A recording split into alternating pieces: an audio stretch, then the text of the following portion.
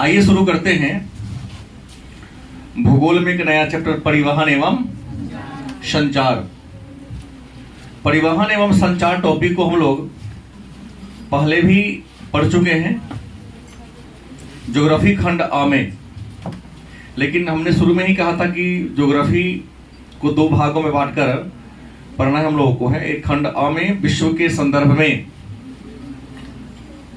मानव भूगोल पढ़ना है और खंड ब में मानव भूगोल ही पढ़ना है, लेकिन इसका सारा एस्पेक्ट होगा भारत के संदर्भ में। तो आज हम जो भी पढ़ेंगे परिवहन एवं संचार, उसको भारत के संदर्भ में जानेंगे। तो सबसे पहले जानेंगे परिवहन एवं संचार के बारे में। तो आज चर्चा होगी परिवहन के बारे में। परिवहन क्या है तो आपको बताया गया होगा, वस्तु एवं सेवाओं का आदान प्रदान करना। वस्तु एवं सेवा का एक स्थान से दूसरे स्थान तक आदान प्रदान करना, मतलब ले आना और ले जाना क्या कहलाता है? परिवहन कहलाता है। किसी अर्थव्यवस्था के विकास में, किसी देश के विकास में या किसी मानव के विकास में परिवहन का बड़ा ही महत्वपूर्ण स्थान है। लोग कहते हैं, विद्वान कहते हैं कि सड़कें जितनी अच्छी होगी, जितनी चौड़ी होगी, देश का विकास उतना ही तीव्र गति से होगा। प्राचीन काल में कहा जाता था, हिंद इतिहास में आप लोग पढ़े होंगे, कि सभी सड़कें रोम की ओर जाती थी। रोम जिसे 3 महाद्वीपों में फैला हुआ साम्राज्य कहा गया, इसके पीछे कारण था कि रोम की सड़कें बहुत अच्छी थी। गलत सही? रोम सड़कें अच्छी थी, इसके साथ साथ उसकी स्थिति ऐसी थी कि उसके 3 तरफ से भूमध्य सागर था। रोमन साम्राज्य का केंद्र बिंदु इटली, जिसकी राजधानी रोम थी, भूमध्य सागर से घिरा हुआ था। और भूमध्य सागर के किनारे सुंदर सुंदर क्या थे? बंदरगाह थे। और भूमध्य सागर अटलांटिक महासागर से जुड़ा हुआ है। भूमध्य सागर स्वेज नहर के माध्यम से लाल सागर और अरब सागर से जुड़ा हुआ है। इस कारण विकास हुआ। मतलब सड़कें जितनी अच्छी होगी, परिवहन और परिवहन के साधन जितने अच्छे होंगे, देश का विकास उतना ही ज्यादा अच्छा होगा। तो वस्तु या सेवा को एक स्थान से दूसरे स्थान तक ले जाना या ले आना परिवहन कहलाता है। परिवहन का किसी अर्थव्यवस्था के विकास में इतना ज्यादा महत्व है कि विद्वानों ने परिवहन की तुलना किसे कर दिया? रक्तवाहिनी। रक्तवाहिनी मतलब रक्त को प्रवाह करने में क्या, नस, जिसको शिरा और धमनी कहते हैं, एक ही में रक्तवाहिनी में दोनों आ जाता है, इससे कर दिया। प्रश्न होगा तो परिवहन का महत्व क्या है? परिवहन का महत्व क्या है? तो सबसे पहले तो बात कर ले कृषि की।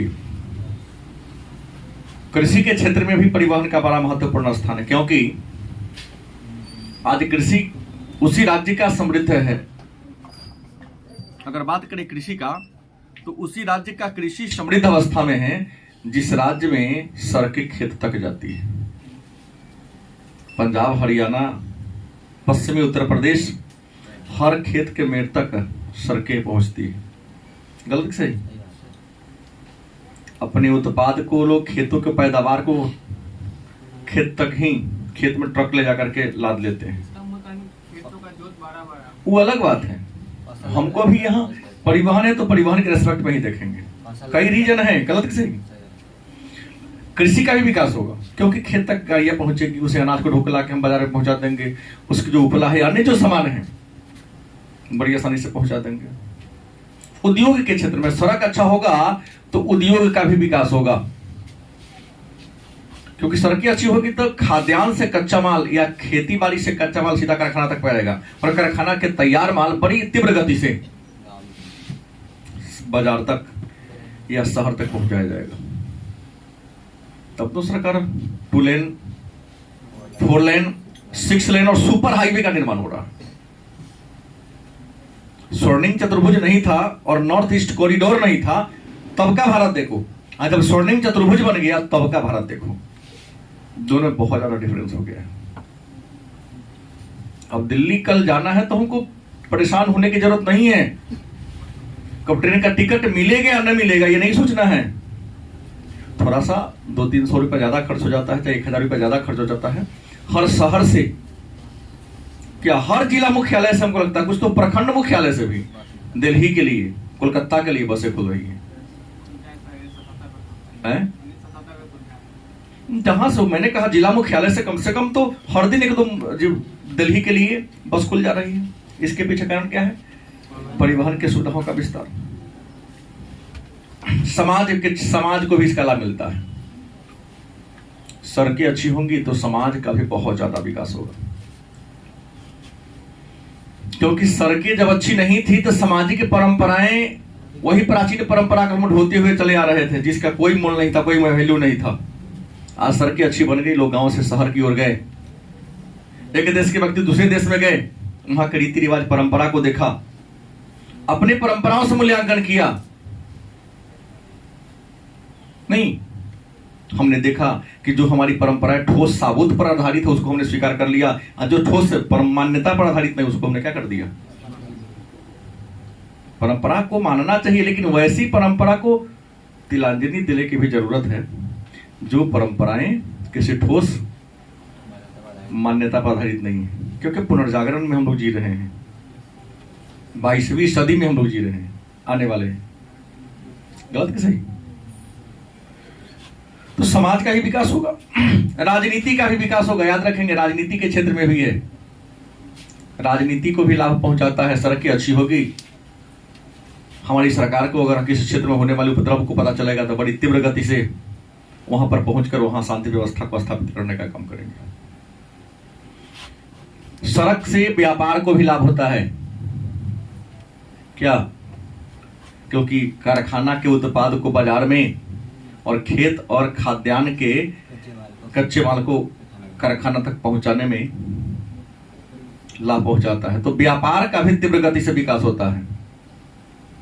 आज आप जहां रह रहे हैं, आपके अगल बगल में जितने गांव हैं, बड़े पैमाने पर लोग सब्जी की खेती कर रहा है। आपके कोचिंग से 10 कदम दूर पर जाकर देखिए ना, भी कितना ट्रक लगा होगा सब्जी का बस स्टैंड के बगल में। सीतामढ़ी में आ गया है, लोग शाम को ही सब्जी काट लेते हैं, उसको साफ सफाई करते हैं, सुबह 3 बजे लाके यहाँ बाजार में उतार देते हैं। जितने बिजनेसमैन हैं सब्जी बेचने वाले, सब 3-4 बजे मार्केट पहुंचता है, खरीद के 7 बजे तक अपने दुकान में पहुंचा देता है।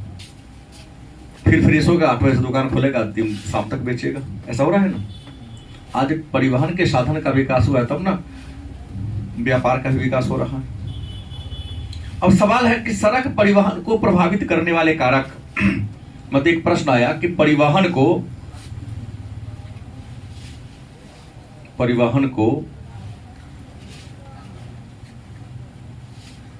प्रभावित करने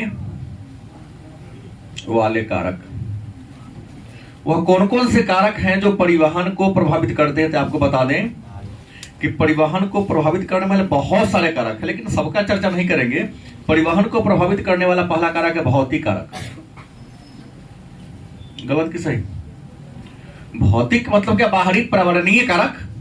इसमें बाढ़ आएगा, बाढ़ आ जाएगा, सुनामी आ जाएगा, या भूमि की संरचना भी आ जाएगी। इसमें सब प्रकृति ने क्या दिया? पहाड़ दिया, पठार दिया, मैदान दिया, नदी, झील, झरना।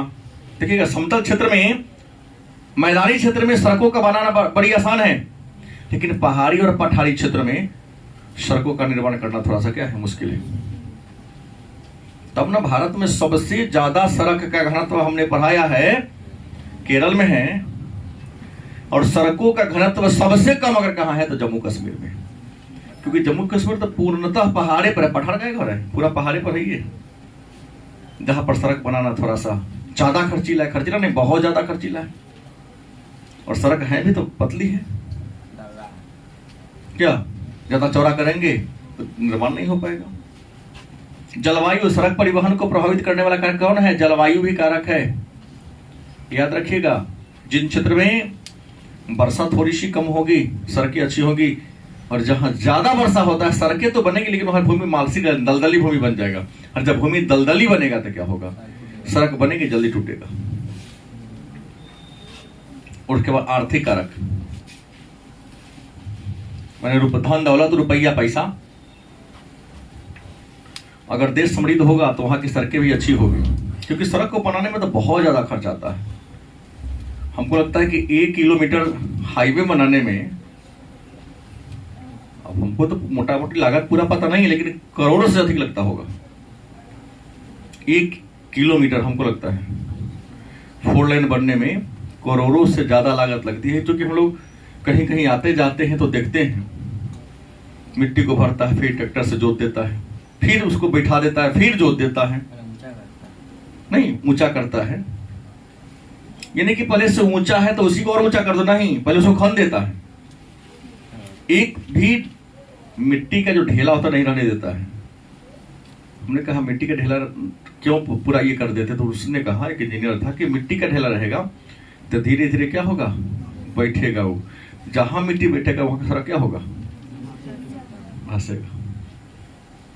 पानी पटा पटा के एकदम बराबर कर देगा कि दूसरी बार उसको धंसने का क्या हो, मौका ही नहीं मिले। बहुत ज्यादा लागत आता है, मेहनत भी है, पैसा भी खर्च है।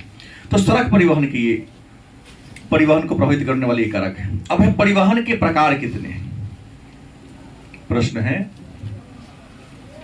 परिवहन के प्रकार कितने हैं। तो आपको बता दें, परिवहन के 3 प्रकार हैं। मूल रूप से परिवहन के कितने प्रकार हैं, परिवहन के 3 प्रकार हैं। पहला है स्थल परिवहन, गलत कि सही। दूसरा है जल परिवहन, तीसरा कौन है, वायु परिवहन।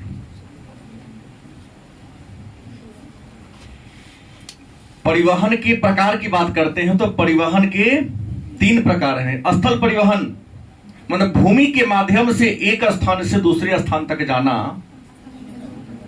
स्थल के माध्यम से एक स्थान से दूसरे स्थान तक जाना स्थल परिवहन कहलाता है। जल के माध्यम से एक स्थान से दूसरे स्थान तक जाना जल परिवहन कहलाता है। और हवा के माध्यम से एक स्थान से दूसरे स्थान तक जाना वायु परिवहन कहलाता है। याद रहेगा, स्थल परिवहन क्या है, तो स्थल के माध्यम से, भूमि के माध्यम से, जमीन के माध्यम से एक स्थान से दूसरे स्थान तक जाना, जल के माध्यम से या पानी के माध्यम से एक स्थान से दूसरे स्थान तक जाना, और हवा के माध्यम से एक स्थान से दूसरे स्थान तक जाना।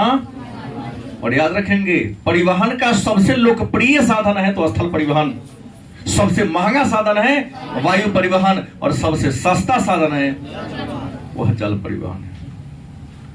3 प्रकार का प्रश्न होना चाहिए, मैंने कह दिया। अब देखिए, जो स्थल परिवहन जो है, ये जो स्थल परिवहन है, इस स्थल परिवहन के 3 रूप हैं। स्थल परिवहन के कितने रूप हैं, कितने प्रकार हैं, तो स्थल परिवहन के 3 प्रकार हैं। पहला है सड़क परिवहन, दूसरा रेल परिवहन, और तीसरा कौन है, पाइपलाइन परिवहन।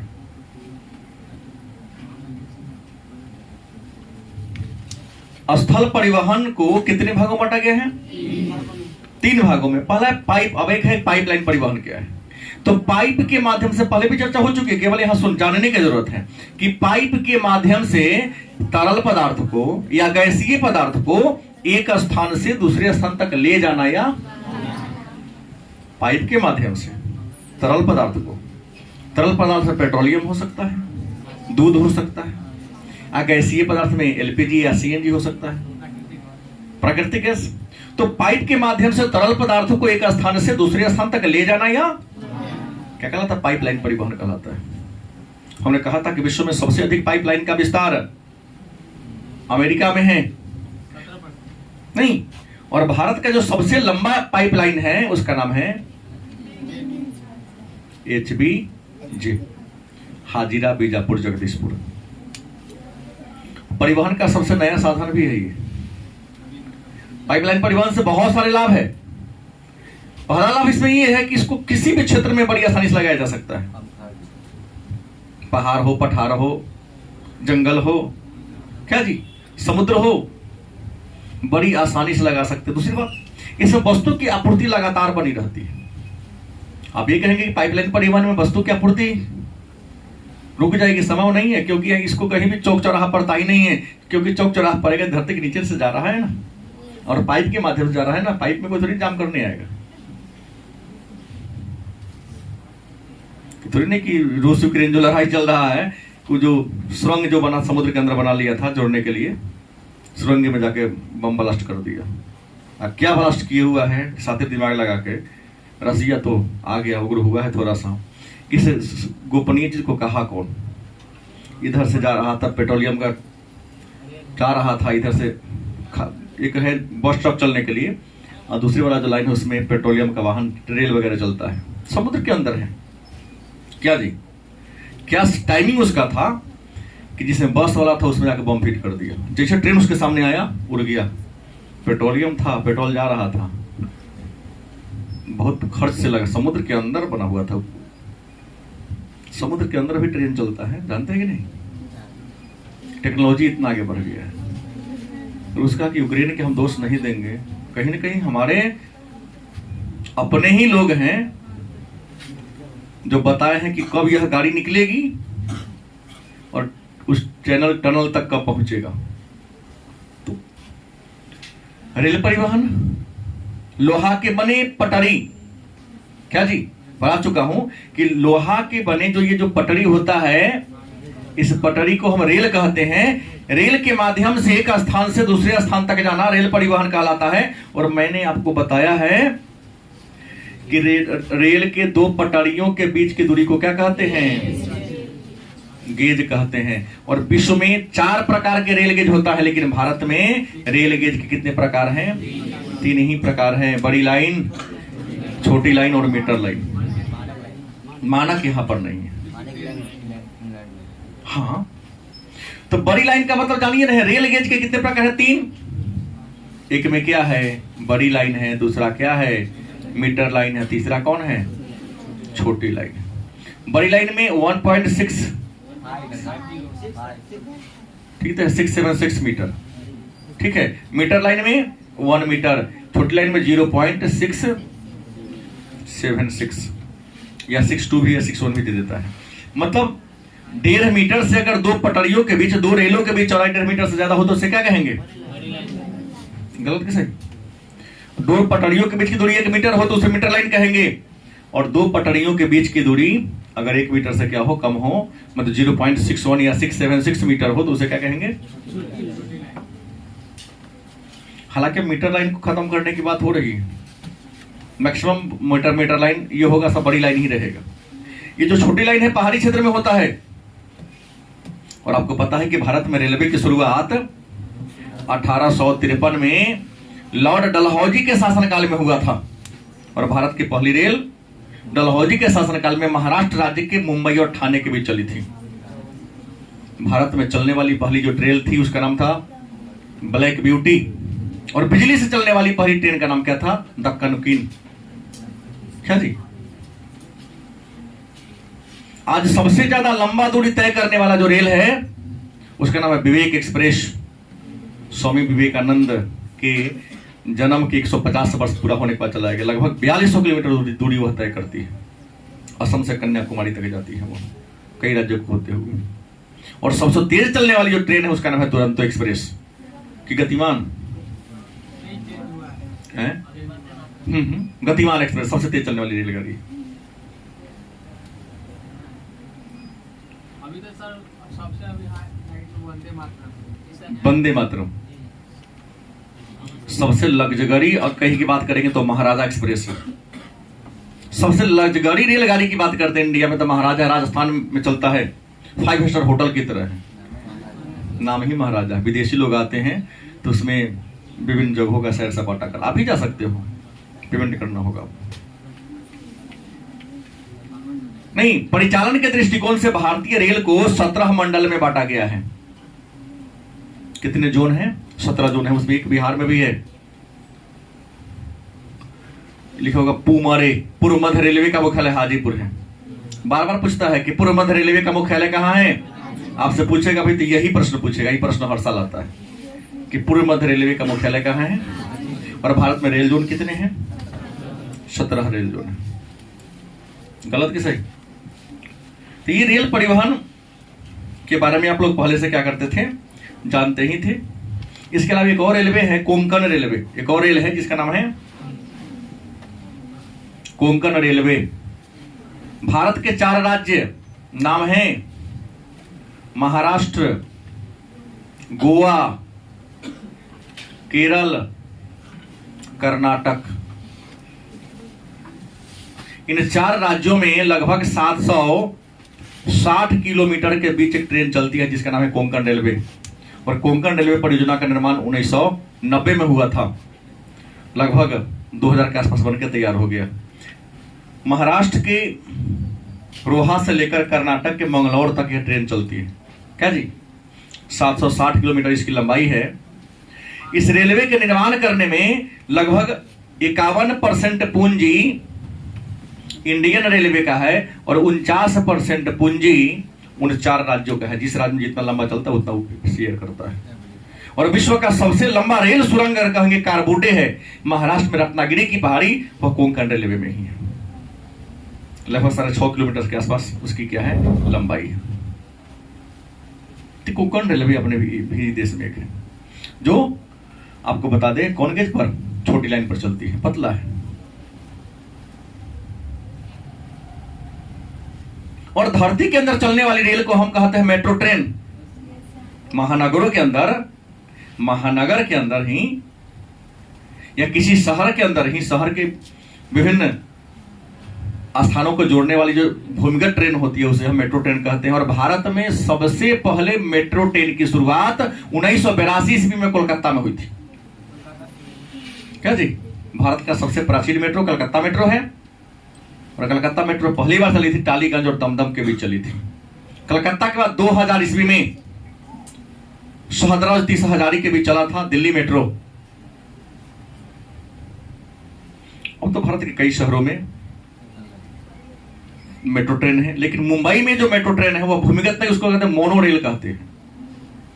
अंतर ही है कि हर जगह धरती के नीचे चलता है लेकिन वहां धरती के ऊपर चलता है, क्योंकि मुंबई तो समुद्र में है ना, वहां पर धरती के अंदर खोद कर सुरंग बनाना थोड़ा सा पानी उठ जाएगा, उसको तो रोका जा सकता है। लेकिन बहुमंजिली इमारत है, सुरंग खोदने के चक्कर में बिल्डिंग ही जमी दोष न हो जाए, ये परेशानी है। गलत कि सही? तो मुंबई में जो मेट्रो चलती है उसको मोनो रेल कहते हैं। क्या कहते हैं? मोनो रेल कहते हैं। वो एकदम पतली सी पटरी है, छहलते हुए चलता है, फ्रिक्शनलेस। हाँ, ऐसे चलता है वो। अपने यहाँ स्काई बस चलाने की बात चल रही थी कि जो ट्रेन होगा पटरी ऊपर होगा, ट्रेन नीचे अटका हुआ रहे। हालांकि विश्व के कई देशों में यह व्यवस्था लागू चल चुका है। भारत में पहाड़ी क्षेत्र में क्या होगा, चलेगा। उसको इसलिए स्टेशन अलग तरीका का बनेगा। जैसे सहलते हुए जा रहा है, नीचा इंसान खड़ा है, जैसे खड़ा होगा क्या तो नीचा उसको गिरेगा अपने आप, आदमी घुसेगा ऊपर, खींच लेगा ऊपर।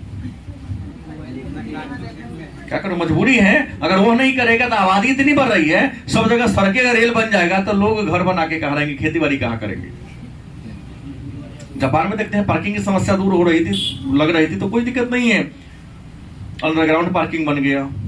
अंडरग्राउंड में भी दिक्कत होने लगी, पोल खड़ा कर दिया, जो भी गाड़ी गया उसको पकड़ लिया, जाके उधर ऊपर टांग दिया, लटका रहता है ऊपर। अब देखो, अब पढ़ना भी विज्ञान की सहायता से आप लोग कर ही रहे हैं, तो भोजन भी विज्ञान की सहायता से करेंगे तभी आगे बढ़ेंगे। और ऐसा तो हो ही रहा है। तो पाइपलाइन हो गया, रेल हो गया, सड़क की बात करते, किसकी बात करते हैं? हमने कहा सड़क के माध्यम से, भूमि के माध्यम से एक स्थान से दूसरे स्थान तक जाना, जमीन के माध्यम से एक स्थान से दूसरे स्थान तक जाना सड़क परिवहन कहलाता है। और स्वतंत्रता प्राप्ति के पूर्व सड़क परिवहन के विकास के लिए 1943 में एक योजना पेश की गई थी जिसका नाम था नागपुर योजना। ये प्रश्न को कई बार पूछा गया कि नागपुर योजना का संबंध किससे है। और नागपुर योजना कब आया था? 1900। नागपुर योजना के बाद, स्वतंत्रता प्राप्ति के बाद भारत सरकार ने सड़कों के विकास के लिए 1961 में 20 वर्षीय योजना पेश किया था। कई वर्षीय? हाँ, सड़कों के विकास के लिए 20 वर्षीय योजना का पेश की गई 1961 में। अब सवाल है, तो भारत में जो सड़क हैं, हम बात करते हैं भारत की सड़कों की, तो भारत में सड़क के कितने वर्ग हैं? तो आपको बता दें, भारत में जितने भी सड़क हैं, इन सड़कों को 4 वर्गों में रखा गया है। भारत की सड़कों को कितने वर्ग में रखा गया है? 4 वर्गों में रखा गया है। पहला जो है, जिसका नाम है राष्ट्रीय राजमार्ग, जिसको आप लोग कहते हैं NH, नेशनल हाईवे। आजादी के समय लगभग इसकी लंबाई मात्र 17,000 किलोमीटर के आसपास थी, लेकिन आज लगभग 1,32,500 किलोमीटर इसकी लंबाई हो गई। देश की सड़कों की लंबाई में इसका योगदान मात्र 2% है, लेकिन भार वहन करने के दृष्टिकोण से इसका स्थान 40% है। देश का सबसे लंबा NH 44 है, और एक बात सुधार लेंगे, हमने कहा कंफ्यूजन है। और देश के सबसे छोटा जो NH है वह 46A है। कितना है? 46A है। कोई दिक्कत? हमने कहा राष्ट्रीय राजमार्ग, नेशनल हाईवे जिसको कहते हैं। और भारत में नेशनल हाईवे की संख्या कितना है? 499 गो। कितने हैं? सबसे लंबा NH 44, सबसे छोटा NH 46A है। भारत के सड़कों की कुल लंबाई में NH का योगदान, और भार कितना वहन करता है? और याद रखेंगे, NH के निर्माण करने की जिम्मेवारी, उसकी देख रेख करने की जिम्मेवारी पूर्णतः भारत सरकार के ऊपर है। गलत से? हाँ, जमीन का आवंटन राज्य सरकार कराएगी, लेकिन बनाने में जो भी लागत आएगा, क्योंकि भूमि राज्य सूची का विषय है, जिस राज्य से गुजरेगी वहां भूमि का आवंटन करना, उसकी सुरक्षा की जिम्मेवारी, लेकिन निर्माण रख रखाव की जिम्मेवारी केंद्र सरकार पर है। और NH के विकास के लिए भारत सरकार ने एक डिपार्टमेंट खोल दिया, नाम है NHAI, नहाई क्या? National highway authority of India. 1995 में इसका निर्माण किया गया था। 1988 के अधिनियम के द्वारा 1995 इसमें इसका क्या क्या निर्माण किया गया था। इसका नाम NHAI। गलत के सही? और इसी नेशनल हाईवे के तहत कुछ अन्य सड़कें का भी निर्माण किया जाता है। इस नेशनल हाईवे के तहत कुछ अन्य सड़कें भी हैं। हम सबसे पहले बात करेंगे स्वर्णिम चतुर्भुज, दूसरा उत्तर दक्षिण गलियारा, तीसरा पूर्व पश्चिम गलियारा, और सुपर हाईवे।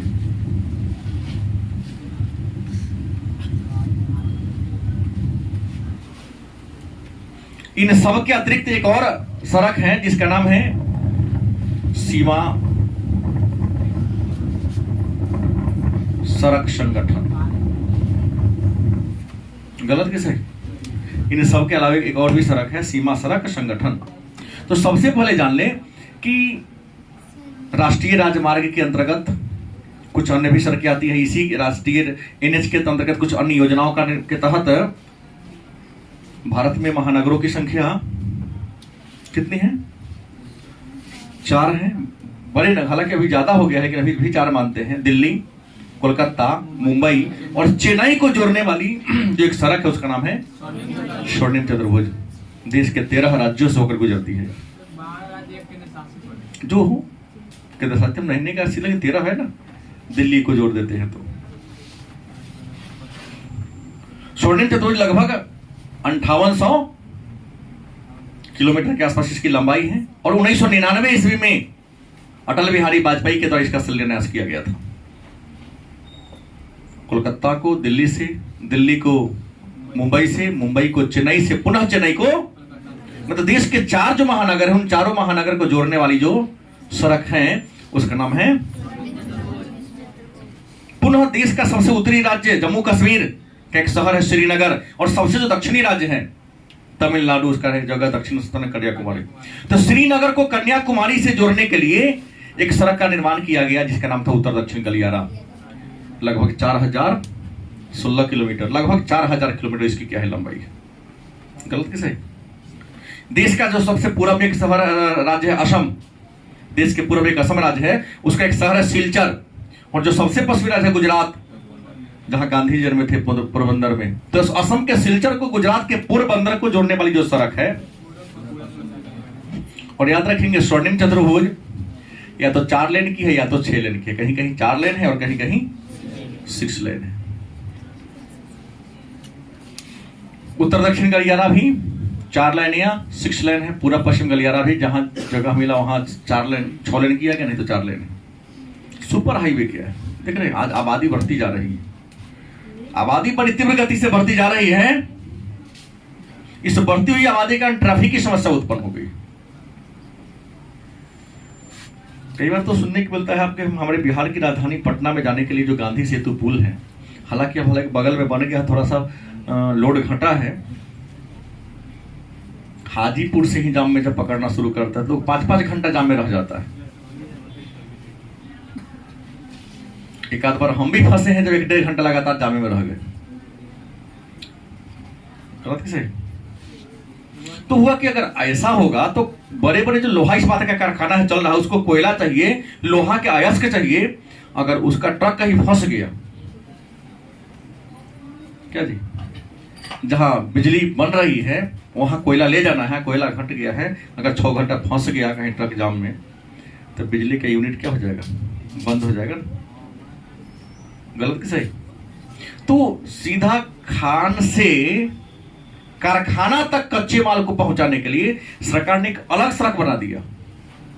इसको हम अगर एक्सप्रेस वे या सुपर हाईवे कहते हैं। यह 2 या 4 लेन की सड़क है, लेकिन यह नियम है 4 पहिया और उससे नीचे वाले वाहन को इस पर नहीं चलना है। अगर आप चलाते हैं तो आपको जुर्माना भरना पड़ेगा। हाँ, ट्रक 6 चक्का और 6 चक्का से ऊपर जितनी गाड़ियां हैं, और यहाँ नियम है कि जिस रास्ते सब जा रहे हैं ना, आप लोग जैसे आदमी मिलेगा तो बार के लिए घुमा लेते कई बस, दुर्घटना भी होते हैं वहां पर, तो इसके लिए कोई केस मुकदमा नहीं चलेगा। बुझ गया बात? इस पर मोटरसाइकिल चला रहे थे, जाम और फंस गया, काहे उस पर चढ़ा तू? वहां लिखा है ना 4 पहिया से नीचे वाला तक को नहीं जाना है। वहां पर हमारे यहाँ बिहार में बन जाएगा, लोग साइकिल सीखने जाएगा वही पर। ऐसे ऐसे महापुरुष लोग हैं। दुर्घटना होगा तो रख के जाम कर देगा, तो ट्रक वाला रोकेगा नहीं वहां पर, उसको तो सीधे पहुंचाना है वहां ना, तो किस मुकदमा होगा ही नहीं उसके ऊपर, क्योंकि उसके लिए बना है, आपके लिए नहीं बना है। वहां न्यूनतम स्पीड 70 लेके चलना है, अधिकतम जितना आप कर सको ट्रक की गति, क्योंकि उसको जल्दी खान से, खाद्यान्न से कारखाना तक कच्चा माल को पहुंचाना है। और वहां एक बार घुस गए तो घूमने का तो चांस नहीं है, कम से कम 50 किलोमीटर के बाद कट होगा। और उसको दोनों से बैरियर से घेर दिया गया रहता है कि अब घुस न सके, कोई मवेशी जानवर घुस न सके। इंसान को ना रोका जा सकता है, जानवर के पास थोड़ी ना मुझे 6 लाइन है कि 4 लाइन है, ये हमारा तो है कि इंसान के लिए है, तो वो ना घुसे इसके लिए बैरियर कर दिया जाता है ताकि वह अगल बगल से घुस न सके।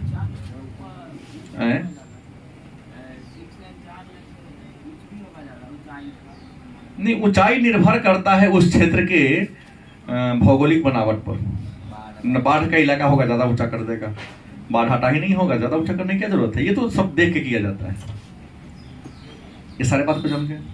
इसके अलावा हुआ क्या कि देश हमारा भारत का पड़ोसी देश 7 गो है, पाकिस्तान, अफगानिस्तान, नेपाल, भूटान, चीन, बांग्लादेश, म्यांमार, है ना 7 गो। तो इन हमारे देश के सीमा पर सैनिकों के वाहन को परिचालन करने के लिए 1960 में सीमा सड़क संगठन का गठन किया गया। तो देश के सीमा पर जो सड़क बनाता है उस सड़क बनाने वाले संगठन ही अलग है, नाम है सीमा सड़क संगठन। इसका गठन 1960 ईस्वी में हुआ था। ये देश के सीमा पर सड़क का निर्माण करती है। दूसरा बात करते हैं राज्य राजमार्ग। राज्य राजमार्ग SH। रोड पर चलिएगा ना तब कहीं कहीं पोलल टांग घाट मैंने गार के लिखले रहता है NH SH नहीं, जिस पर NH लिखा हो समझना ये केंद्र सरकार वाला रोड है, और जिस पर SH लिखा होगा समझना कि राज्य सरकार ने बनाई है।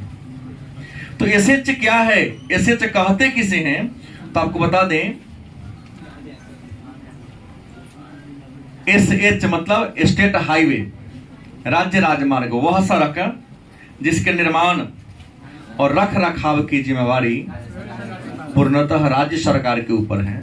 तो इस सड़क को हम SH के नाम से, और इसका निर्माण राज्य के विभिन्न शहरों को आपस में जोड़ने के लिए किया गया है। राज्य के विभिन्न शहरों को आपस में जोड़ने वाली सड़क को हम SH कहते हैं। और भारत के कुल सड़कों की लंबाई में SH का योगदान लगभग 4% है। कितना है? 4%। भारत में 28 राज्य है। इस 28 राज्यों में सबसे ज्यादा SH की बात करते हैं तो सबसे ज्यादा SH महाराष्ट्र में है। किस राज्य में है? बात समझ गए? उसके बाद कौन है? जिला की सड़कें। जिला की सड़कें DR डिस्ट्रिक्ट रोड। जिला परिषद और किसके द्वारा? जिला के मुख्यालय को जिला के जितने भी छोटे छोटे प्रमुख शहर है या प्रखंड से, जिला मुख्यालय को विभिन्न प्रखंड से जोड़ने वाली जो सड़क है उसको हम जिला की सड़कें के नाम से जानते हैं। और जिला की सड़कों का निर्माण जिला परिषद और PWD लोक निर्माण विभाग, और याद रखेंगे PWD लोक निर्माण विभाग का निर्माण दिल्ली सल्तनत के राजा फिरोज शाह तुगलक ने किया था। PWD पब्लिक वर्क डेवलपमेंट मतलब लोगों का डेवलप, काम का विकास कैसे होगा तो सड़क अच्छा बनाओ। तुम लोग इंसान बड़ी आसानी से यहाँ से वहां तक जा सकते हैं। मैं जब PG कर रहा था तो बिहार यूनिवर्सिटी से ही किया हूँ। एग्जाम जब देने जाना होता था तो बस पर चढ़ते थे, सुबह 4 बजे बस पर चढ़ते थे। हार्ट बीट बढ़ा रहता था कि 11 बजे तक पहुंच जाएंगे कि नहीं, क्योंकि 11 बजे एग्जाम शुरू हो जाती थी। उतरे बिना खाना पीना दौड़ते दौड़ते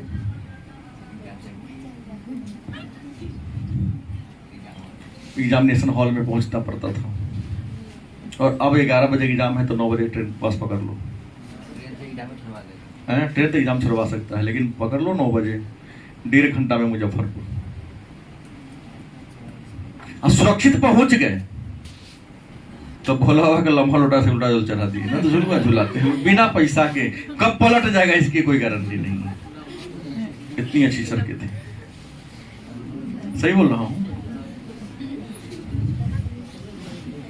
तो PWD के द्वारा जिला की सड़कें हैं। और हमारे भारत में जितने भी सड़कों की लंबाई है, इन सड़कों की लंबाई में लगभग 60% जो सड़क है जिला की सड़कें हैं। और भारत में लगभग 26 लाख किलोमीटर, ये है लगभग 1.5 लाख किलोमीटर। और ये कितना है? 101.30 लाख किलोमीटर। बताया हूं ना? लगभग 1,32,500 इसकी लंबाई है। 1.5 लाख के आसपास राज्य राजमार्ग है और 26 लाख किलोमीटर के आसपास लंबाई किसकी है? जिला की सड़कों का। और अंत में कौन है? ग्रामीण सड़कें, RR रूरल रोड। गांव में विभिन्न योजनाओं के माध्यम से बनने वाली सड़क को हम ग्रामीण सड़क कहते हैं। लेकिन गांव में जो भी सड़क बनता है प्रधानमंत्री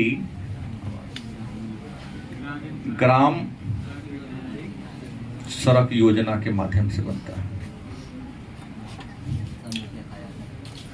हाँ, इसी में मुखिया है तो कुछ मुखिया के फंड से बन जाएगा, कुछ विधायक फंड से बन जाएगा, तो कुछ एमपी फंड से बन जाएगा, लेकिन सबका पैसा तो पास होता है प्रधानमंत्री ग्राम सड़क योजना के माध्यम से ना।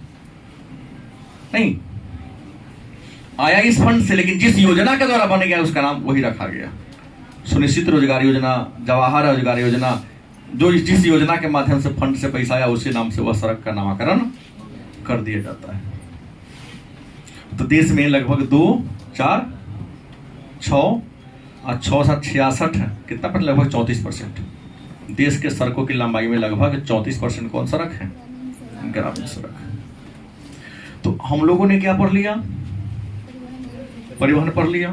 अब जल परिवहन की बात करते हैं तो जल के माध्यम से एक स्थान से दूसरे स्थान तक जाना क्या कहलाता है? जल परिवहन कहलाता है। जल के माध्यम से एक स्थान से दूसरे स्थान तक जाना क्या कहलाता है? और जल परिवहन के 2 प्रकार हैं। देश के अंदर नदी, झील, नहर के माध्यम से अगर जलयान चलता है तो उसको राष्ट्रीय जलमार्ग या अंतर्देशीय जलमार्ग कहेंगे। और समुद्र के माध्यम से अगर सामान को एक जगह से दूसरी जगह ले जाया जाता है तो उसको हम अंतर्राष्ट्रीय या महादेशीय जलमार्ग के नाम से जानते हैं। भारत की बात करते हैं, भारत में 9 ऐसे राज्य हैं जो समुद्र से सटा हुआ है। तो 9 ही राज्य में अंतर्राष्ट्रीय बंदरगाह हैं और अंतर्राष्ट्रीय बंदरगाहों की संख्या अब 13 हो गई। पहले कितनी थी? 12 थी, अब कितनी हो गई है? 13 हो गई है। अब गुजरात की बात करते हैं तो गुजरात में कांडला बंदरगाह है, जिसमें सबका चर्चा दिया गया है। हाँ, नाम बदल, लेकिन वही ना, कांडला है, ज्वारीय बंदरगाह है। महाराष्ट्र में 2 है। देश का सबसे बड़ा जो प्राकृतिक बंदरगाह है मुंबई, क्या जी, मुंबई के अतिरिक्त उसके भार को कम करने के लिए नाहवा सेवा बंदरगाह का निर्माण किया गया। गोवा में है मर्मगांव, नहीं, गोवा के बाद कर्नाटक, कर्नाटक में कौन होगा? मंगलोर। केरल में कौन होगा? कोच्चि। तमिलनाडु आते हैं तो जो अरब सागर, बंगाल की खाड़ी सटा हुआ है, तमिलनाडु में 3, एक तो बड़ा है लेकिन 2 और छोटा छोटा है, फेमस है वो भी। तमिलनाडु में सबसे बड़ा जो बंदरगाह है चेन्नई। इसके अलावा इन्नौर और तूतीकोरिन, इन्नौर और तूतीकोरिन 2 अन्य बंदरगाह है जो तमिलनाडु राज्य में है। तमिलनाडु से थोड़ा ऊपर चलेंगे तो आ जाएगा कौन सा राज्य? आंध्र प्रदेश। और आंध्र प्रदेश में एक ही बंदरगाह है जिसका नाम है विशाखापट्टनम। यह देश का सबसे गहरा बंदरगाह है और देश का सबसे सुरक्षित बंदरगाह है, जो डॉल्फिन नोज पहाड़ी के पीछे है। आंध्र प्रदेश के ऊपर जाओगे तो आपको कौन राज्य मिलेगा? ओडिशा। ओडिशा में एक ही बंदरगाह है जिसका नाम है पारादीप। पारादीप बंदरगाह कहाँ है? ओडिशा में। और उससे ऊपर आओगे तब आपका राज्य पड़ेगा पश्चिम बंगाल। और पश्चिम बंगाल में एक बंदरगाह है कलकत्ता बंदरगाह, जो हल्दिया, जो हुगली नदी के किनारे है। भारत में 13 अंतर्राष्ट्रीय बंदरगाह है जिसमें एक नदी के किनारे है, कलकत्ता। और कलकत्ता के भार को कम करने के लिए, जो कि नदी के किनारे है, अवसाद जमा होते जा रहा है, एक हल्दिया बंदरगाह का निर्माण किया। और आपको बता दिया बंदरगाह को 3 आधार पर बांटा गया है पहले ही। क्या? अब बंदरगाह उस स्थान को कहते हैं जहां पर जलयान ठहरते हैं सामान को उतारने के लिए या सामान को लाद कर जाने के लिए। याद है ना? हाँ, विवाद का मुद्दा है वो। मांगने दीजिए, क्या कीजिएगा। तो ये था। अब मेरे पास बच गया कौन? संचार। इसके बारे में चर्चा कल के क्लास में।